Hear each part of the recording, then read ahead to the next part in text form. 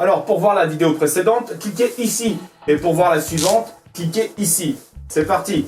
Que doit-on payer lorsque l'on est auto-entrepreneur? Le gros avantage de l'auto-entrepreneur est que tous ses coûts de fonctionnement, de cotisations sociales et d'impôts sont calculés en pourcentage sur son chiffre d'affaires, excepté les cotisations foncières des entreprises. Depuis 2015, les auto-entrepreneurs non artisans sont taxés au même titre que les autres entreprises sur ce type de cotisation. De plus, il n'est pas obligé de souscrire à une assurance responsabilité civile professionnelle. Premièrement, les charges sociales. Les charges sociales servent à payer la couverture de santé et la retraite. Pour l'auto-entrepreneur, elles sont calculées en fonction de son chiffre d'affaires.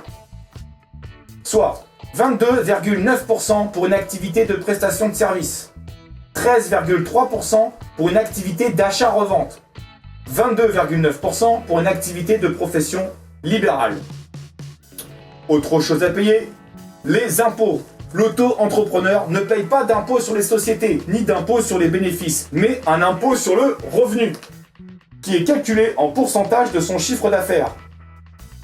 Soit 1% du chiffre d'affaires pour les activités d'achat-revente, 1,7% du chiffre d'affaires pour les prestations de services relevant des BIC, soit les bénéfices industriels et commerciaux, et 2,20% du chiffre d'affaires pour les prestations de services relevant des BNC, les professions libérales, que l'on verra plus tard. Autre chose à payer, la CFP. La CFP est une contribution à la formation professionnelle. Elle est calculée en pourcentage du chiffre d'affaires de l'auto-entrepreneur, soit 0,1% pour une activité d'achat-revente, 0,2% pour une activité de service, 0,3% pour les artisans.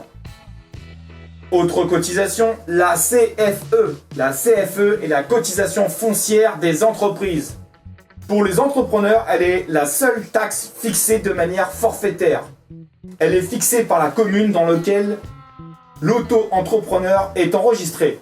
De plus, l'auto-entrepreneur n'est imposé à la CFE qu'à partir de l'année suivante, celle au cours de laquelle il a pour la première fois réalisé un chiffre d'affaires et est réduite de moitié pour la première année imposée.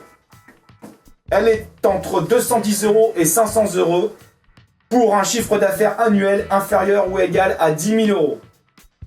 Elle est entre 210 € et 1 000 € pour un chiffre d'affaires annuel entre 10 000 et 32 600 €. Elle est aussi entre 210 et 2100 € pour un chiffre d'affaires annuel entre 32 600 € à 100 000 €. Et le reste ne nous concernera pas parce qu'on ne peut pas dépasser ce seuil. Le plus simple pour connaître le montant exact de votre taxe est d'appeler directement le service des impôts des entreprises du centre des finances publiques de votre commune et arrondissement. Une autre taxe, la TFC.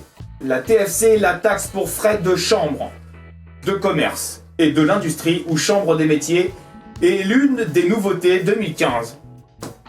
Elle est calculée en pourcentage du chiffre d'affaires de l'auto-entrepreneur, soit 0,044% pour les prestations de services, 0,015% pour les ventes de marchandises, restauration, hébergement, chambres concernées au CCI, de 0,048% pour les prestations de services artisanales, 0,22% pour les achats-reventes par un artisan et 0,007% pour les artisans en double immatriculation. Bref, nous, ce qui nous concernera, ça sera soit les 0,044% pour les prestations de services ou 0,015% pour les ventes de marchandises, restauration, hébergement. Voilà, donc pour voir la vidéo précédente, cliquez ici. Et pour passer au chapitre suivant, cliquez ici. Vidéo suivante qui sera intitulée « Comment doit-on payer toutes ces taxes et cotisations ?»